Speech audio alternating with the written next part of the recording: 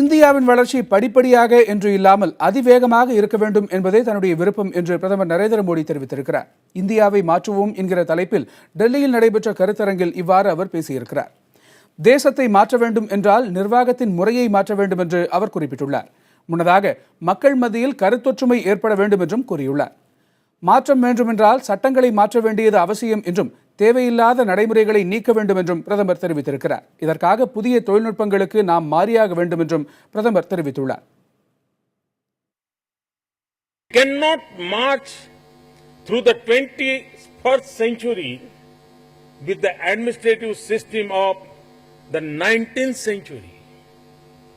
Fundamental changes in administrative mindsets usually occur through sudden shocks or crises.